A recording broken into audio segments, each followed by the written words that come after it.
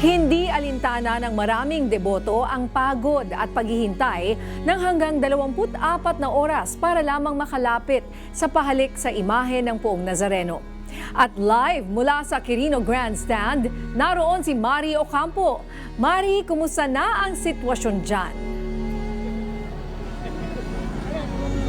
Ninya, kahit pa napakahaba ng pila, tila hindi nauubos yung bilang ng mga deboto na nais makisali para sa pahalika sa Poong Jesus Nazareno. Sa kasulukuyan nga, umabot na dito sa Roxas Boulevard o kahabaan ng Roxas Boulevard yung pila ng mga deboto. Mag-aalas 8 ng gabi ng January 6 pa nakapila si Elilor Rualio para sa pahalik sa Poon na sinimulan ng January 7 ng alas 7 ng gabi. Nanggaling pa siya sa Las Piñas City at kagaya ng ibang maagang dumating, inakala rin niya na madaling araw ng 7 sisimula ng pahalik. Pero wala raw ang paghihintay ng mahabang oras kung ikukumpara niya sa mga biyayang natanggap mula sa Poong Nazareno. Dati natimolis ako eh. Tapos ngayon, wala akong bahay, nangungupahan kami ng mga anak ko. Ngayon may bahay na ako, pero hindi man namin sarili pa, pero bahay, hindi kami nangungupahan. Tapos yung nawala yung apo ko, inilin ko yung kay Nazareno, bumalik din naman, nakita namin. Biro mo, 10 years old siya nung nawala. 1 year din siyang, kulang 1 year din siyang nawala. Nakita namin yan sa Quezon City, bahay ka din niya. Isa si Elilor sa libo-libong deboto na taon-taong tsinatsaga ang init at magdamagang hintayan para ibulong ang kanilang pasasalamat at hiling sa Poon. Kagaya ni Banaag Marianito na ilang dekada ng panata ang makiisa mula pahalik hanggang mismong traslasyon sa kabila ng kanyang iniindang kalagayan. Para yung high blood ko patanggal na, tsaka yung humihingal ako eh. Humihingal. Tapos mataas yung blood pressure ko. Sa gutom, sa pagod. Hindi mo pa kayo nahihirapan? Hindi na po. Sa nakita ko na Nazareno ko, masaya na ako. Kasabay ng daan-daang deboto, tiyaga ang kanilang baon. Habang papalapit ang kanilang mga hanay, mas tumitindi ang emosyon. Sa gitna ng siksikan at ingay, tahimik ang kanilang panalangin.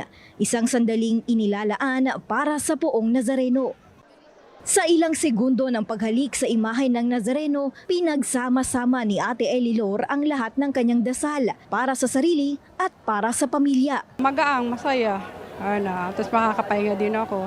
Sana dinggin niya yung mga hiling ko sa kanya. Diabetes ako, gusto ko siya mawala na, bumaba na para makapag ko ng trabaho. Ayon kay Reverend Father Robert Arellano, hanggat may debotong pumipila, hihintayin at hihintayin nila itong makatapos ng pahalik bago simula ng traslasyon ng Poong Nazareno. Kung sakaling nakita na for quite some number of minutes na wala nang pumupunta sa araw ng kapistahan, that's the time na amin ang aalisin ang imahe ng mahal na Poong Jesus Nazareno at ibabalik sa Quiapo Church.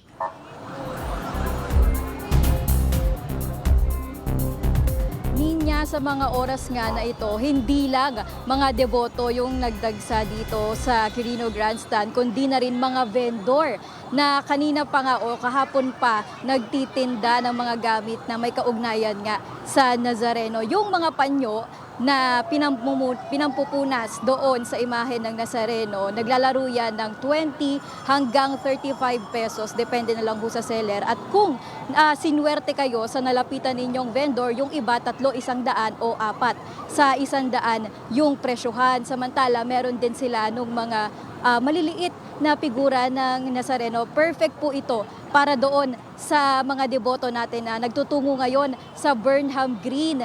Tapat ho yan ng Quirino Grandstand dahil mamaya ho, mangyayari na yung inaabangan na Misa Mayor mamayang hating gabi. Karamihan ho ng mga deboto na nandoon sa Burnham Green, may dala ho silang mga sarili nilang imahe ng Nazareno para ho sa traslasyon bukas. Kaya kung kayo ho gusto nyong makisali doon, meron ho dito 100 pesos lang, isang dangkal lang ho yung laki niyan. Meron din nagbebenta ng mga t-shirt, 200 pesos yung iba, depende sa size mo yung presyo ng t-shirt. Kung small, medium, large ka, 200 daw yan. Pero kapag nasa XL ka na, double XL, triple XL, 300 na daw yung bentahan niyan. Mamaya nga, Yung gaganapin na Misa Mayor, pangungunahan ho ni Bishop Rufino Sescon Jr. Siya muna ho ang hahalili kay Manila Archbishop Cardinal Jose Advincula na kasalukuyan nga ho na nasa Roma. Samantala ho, abiso na rin sa ating mga motorista, 9 p.m. po ngayong January 8, Enero 8, isasara na ho yung ilang mga ruta o ilang mga kalsada natin dito sa Maynila para nga ho bigyan daan yung traslasyon na mangyayari bukas. Kaya simula ho mamayang alas 9 ng gabi, planuhin nyo na ho ang inyong mga ruta dahil panigurado ho na traffic ho yan bukas at aralin na ho natin yung mga alternatibong ruta na inilaan ng pamunuan ng Quiapo Church at ng MMDA. Ninya? Mari, sa ngayon, ilan ang mga tao na nandyan sa Quirino Grandstand? At nakita ko may mga, kumbaga may dala pang tents. So, ibig bang sabihin yung mga tents na yan ay kagabi pa? Kumbaga dyan sila natulog sa Quirino Grandstand? Ninya, ayon sa MPD, as of 3 p.m. pa kanina, yung latest kasi update nila is nasa 14,000 yung estimated crowd dito sa paligid ng Quirino Grandstand. Samantala, yung mga nakikita naman natin na tent, yung iba, meron na nga talaga silang dinalang tent. Simula pa kagabi, ibang pumila para sa pahalik para dire-diretso na raw hanggang sa magtraslasyon bukas. Yung iba naman, ngayon lang dumating, dumiretso doon nga sa Burnham Green dahil mamaya hating gabi yung Misa Mayor na inaabangan nga at doon nagtitipon-tipon yung ilang mga deboto para abangan na rin yung mangyayaring traslasyon o simula ng traslasyon bukas. Ninya? Mari, pagsamahin ko lang siguro yung itatanong ko. No?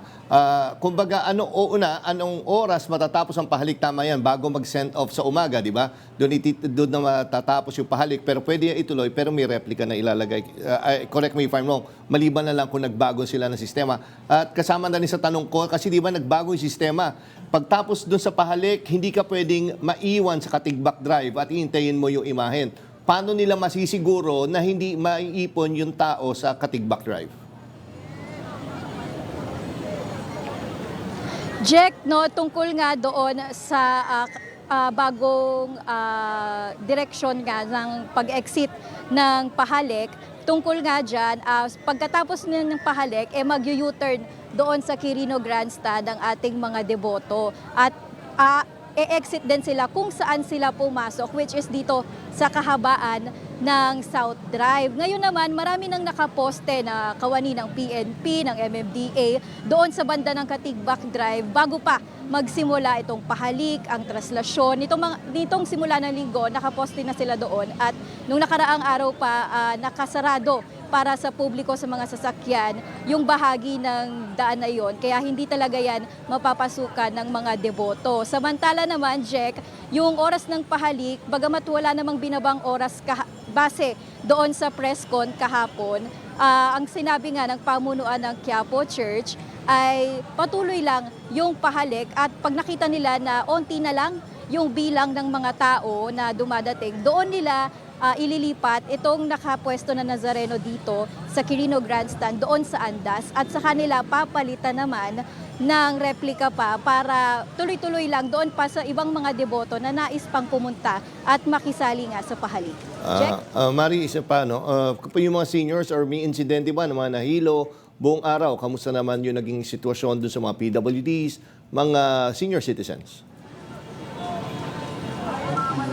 Jack, tungkol sa ating mga PWD at senior citizens, ngayong araw nga, hiwalay na yung pila nila doon sa mga regular lane. Dito sa Rojas Boulevard, nandito daw yung regular lane. Ang ating mga PWD naman at mga senior citizens, nandito sa banda ng South Drive nakapila. At sa atin ngang pag-iikot sa buong maghapon, napansin nga natin na meron ngang mga senior citizens, karamihan na siguro nainitan nga o nagkaroon ng scene ng hypertension, pero agad naman silang natulungan ng ating mga medic boots na marami nga nakapwesto, meron doon sa may grandstand at meron ngayon dito sa aking kaliwa dito sa banda ng South Drive. Check? Okay, maraming salamat, Mario Campo. Live mula dyan sa Quirino Grandstand.